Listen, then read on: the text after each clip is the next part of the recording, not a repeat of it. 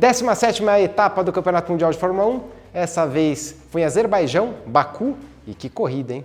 4 carros ali no finalzinho disputando, talvez para mim a corrida mais legal do ano, mais disputada do ano, pelo menos. Começou já pela classificação, né? Leclerc fazendo a pole com uma boa diferença, né, para o Piastri, lembrando que o Norris acabou ficando no Q1, ele que deu uma bandeira amarela, mas acho que a McLaren deu uma bobeada lá, ele não pode correr esse risco de ficar de fora, teria que ter entrado antes para a pista. Com Piastri segundo, Sainz em terceiro, Sérgio Pérez andando pela primeira vez na frente do companheiro de equipe, 2 décimos mais rápido que o Verstappen e o Russell no meio. O Verstappen, o que aconteceu? Ele tentou uma modificação na classificação, não funcionou e ele já sabia que a corrida ia ser muito difícil porque não pode mexer no acerto, né, da classificação para a corrida, então ele já sabia que ia ter a vida dura na corrida. Agora, quem chamou mais atenção, o argentino Franco Colapinto sendo mais rápido que o Albon, fim de semana inteiro, ou um pouquinho para frente ou um pouquinho para trás, virando ali junto com ele, andou muito bem, e também o Oliver Bearman, que largou na frente do Hülkenberg, quer dizer, os rookies aí, os novatos andando muito bem. Largada, começou prova 1, nada de muita coisa na largada, todo mundo largou de boa ali, conseguiu sair bem o Leclerc. Depois, de estratégia, né, a gente via o Albon e o Norris como saiu lá de trás, colocou os pneus duros para tentar fazer uma andada, né, mais longa. Na volta 11 já começam os pitstops, começaram aí com o Colapinto parando antes, depois veio, né, o Verstappen, o Russell, e aí já começou toda vez que eles anteciparam esse pit stop era para ser bem mais para frente, eles começam a fazer isso para passar, para dar o undercut no pessoal da frente, só que um começa a puxar o outro. Então, mais ou menos os pit stops dos que terminaram na frente, exceto lá os 2 que bateram, a gente vai falar um pouco mais para frente, você vê o Piastri na volta 15 e o Leclerc na 16, ou seja, o Piastri parou, o Leclerc já parou em seguida para não tomar um undercut. Né, e o Russell parou antes, assim como o Pérez parou, mas que acabou batendo. Enfim, o Pérez, o que acontece? O Pérez saiu logo atrás do Norris, então se a gente olha aqui, o Norris, até a pedido da própria equipe, a equipe falou, ó, segura o Pérez aí, porque o Pérez, a estratégia qualquer era parar antes, algumas voltas antes do que o Piastri, para poder passar o Piastri pelo menos, né, para dar o tal do undercut. Então, nisso aí o Norris mandou muito bem, ele não tinha parado ainda, então segurou bastante. E daí na hora que o Piastri parou, olha só aquela segurada, ó, Norris, Pérez, que tinha acabado de passar o Norris, quer dizer, deu certinho, essa segurada do Norris em cima do Piastri acabou talvez até dando né, essa vitória para o Piastri. Então aqui você vê o quanto, né, no finalzinho, olha como diminui o ritmo aqui de propósito para segurar, isso aí eles calculam em 1,5 segundos mais ou menos, a 2 segundos que chegou a perder, ou seja, que o Norris conseguiu segurar o Pérez e fez toda a diferença. Aí o Leclerc, foi a vez do Leclerc parar, só que daí então na hora que o Leclerc para, né, ele já tinha aberto uma certa distância, estava até confortável lá para frente, fica só o Sainz em primeiro.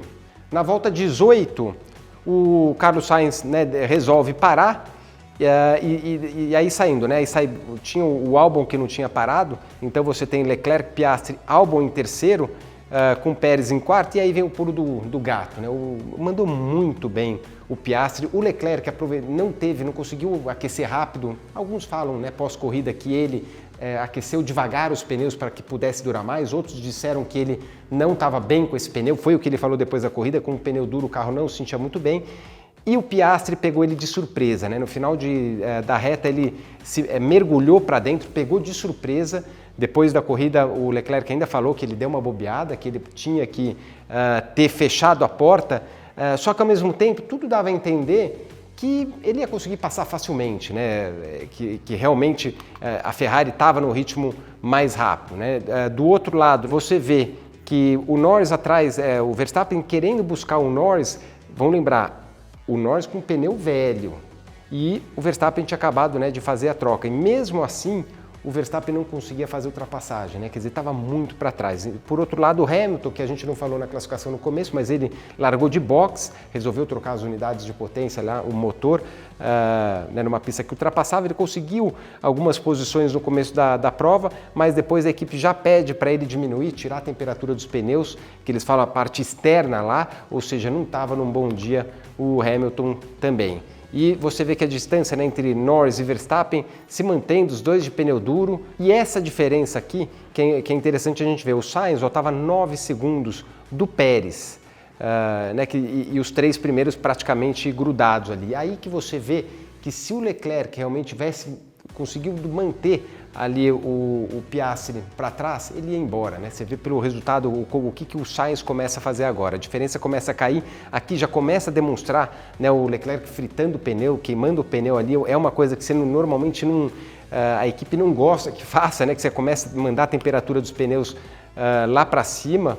E até a volta 38, o Norris conseguiu segurar até a volta 38 para fazer a sua parada, e o Norris, ele saiu a 39 segundos do Piastri, vamos guardar esse número aí, e estava 15 atrás do Verstappen, quer dizer, aí com um pneu médio, né, numa condição diferente, e lá na frente os dois também se matando.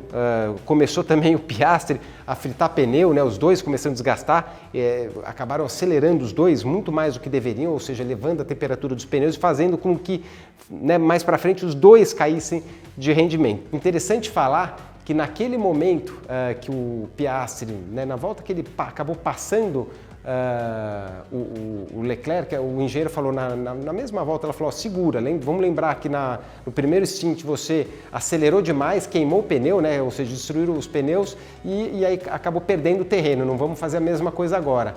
O Piastri ignorou essa mensagem e passou na mesma volta e depois se virou para manter o Leclerc atrás dele. Então, o pega lá na frente estava muito legal, né? O Piastri conseguiu já na volta 48, mais para o final da corrida, aumentar os 2 segundos, já mostrava o Leclerc que não tinha mais, né, carro para ir para frente. Enquanto isso, o Leclerc sem pneu já aguentava ali a pressão do Pérez e do Sainz. Né, o Russell a 13 segundos, depois Verstappen e Norris. O Norris nesse lado aqui, ó, já grudado no Verstappen, quer dizer, ele tirou toda aquela diferença que a gente mostrou há pouco. Então você imagina que aqui o Norris está 31 segundos do Piastri só, quer dizer, tirou bastante terreno, né, vindo mais forte para cima do Verstappen, né.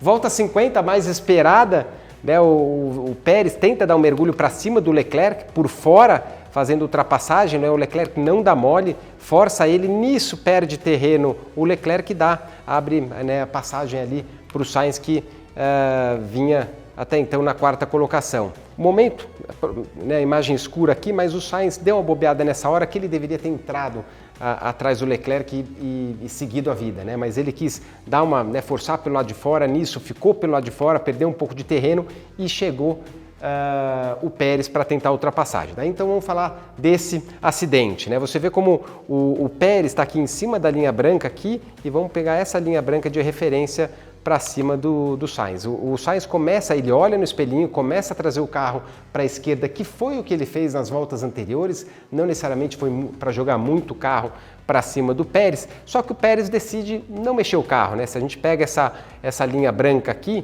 você vê que né, eles começam a vir para cima até o momento do toque. Por que o Sainz vem um pouquinho para a esquerda e o Pérez também não queria ir muito, né? Lá na frente tinha o Leclerc. O Leclerc trouxe o carro para a esquerda e quando isso acontece, você quer seguir o vácuo dele, ou seja, no caso do Sainz, ele queria seguir o carro da frente. Meu ponto de vista, o que aconteceu, o Sainz está para o lado de fora, o Leclerc aqui na frente. O Leclerc começa a trazer o carro para a esquerda, né?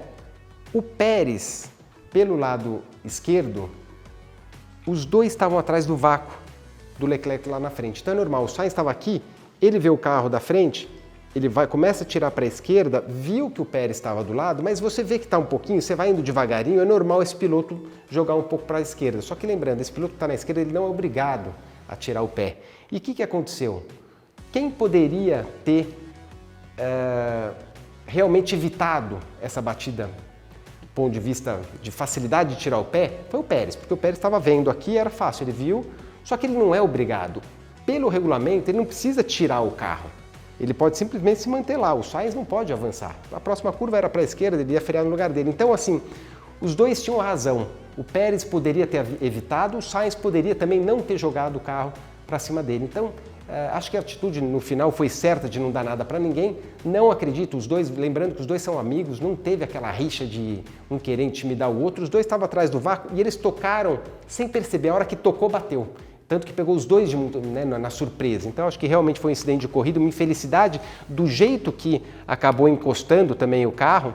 Né, às vezes você dá essa encostadinha, dependendo do jeito, e dá tempo de você sair, né? Ou pega na lateral. Nesse caso não, pegou no canto da roda, um virou para cima do outro e acabaram indo para o muro.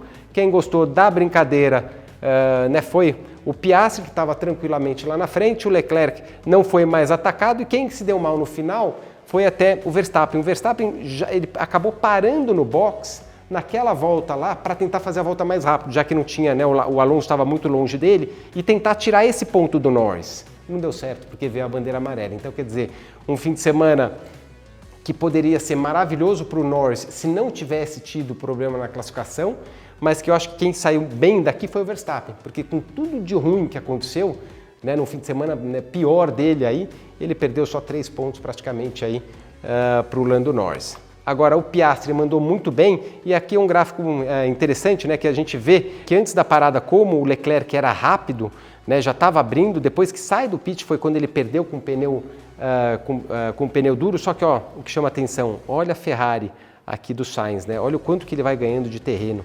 Então, para mim, o que significa isso? Que realmente, se o Leclerc não é ultrapassado aqui, ele ia subir na mesma proporção, ia ganhar a corrida, ia vencer uma certa tranquilidade. A McLaren, ela estava com um carro com menos pressão aerodinâmica, acertou o carro melhor para a pista, então era difícil realmente do Leclerc passar mesmo com um carro rápido. Onde é que passa? Final de reta, ele não tinha velocidade, ele tinha velocidade onde não passava.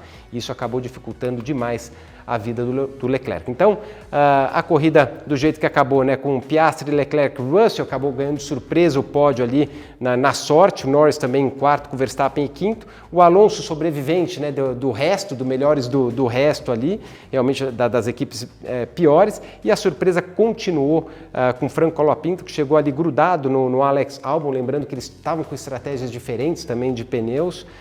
E a mesma coisa, né, o Hamilton sobreviveu em nono, e o Oliver Bearman, que de novo conquistou, né, andou pela Ferrari, conquistou os pontos da primeira na estreia, e agora de novo conquistou os pontos na estreia agora pela Haas. Quer dizer, para mim esse aqui tem que ficar na Fórmula 1, chegando na frente do companheiro Hülkenberg. Gasly, que veio lá de trás, em 12º, com o Ricardo em 13º. Para o campeonato mundial diminuiu mas, né, a diferença, mas eu acho que saiu bem o Verstappen aí, né? Quem se deu muito bem foi o Piastri, que está chegando próximo do Leclerc. O Leclerc tem 235 contra 222, então ficar esperto aí que, se bobear, o Piastri ainda passa o Leclerc. E o Bearman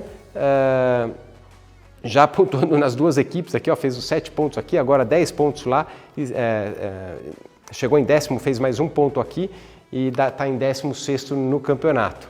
E o outro que fez os pontos, ó, Colapinto, está aqui, já chegou atropelando, mandou muito bem, está a um ponto do Ocon e 2 do Magnussen, quer dizer, que é quem ele substituiu, quer dizer, mandando muito bem os estreantes. Para campeonato de construtores agora mudou tudo. McLaren assume a liderança, que era o já esperado. Para mim, a Red Bull ainda perde a liderança até o final do ano para a Ferrari, então não duvido que a Red Bull chegue em terceiro no campeonato. Então esse campeonato de construtores ainda tem o que falar. 7 corridas agora para acabar o campeonato, próxima corrida em Singapura. Acredito que a McLaren deve estar muito bem, Ferrari vai andar legal também, mas a Red Bull, não estou vendo eles voarem lá não, tomara que eu esteja enganado.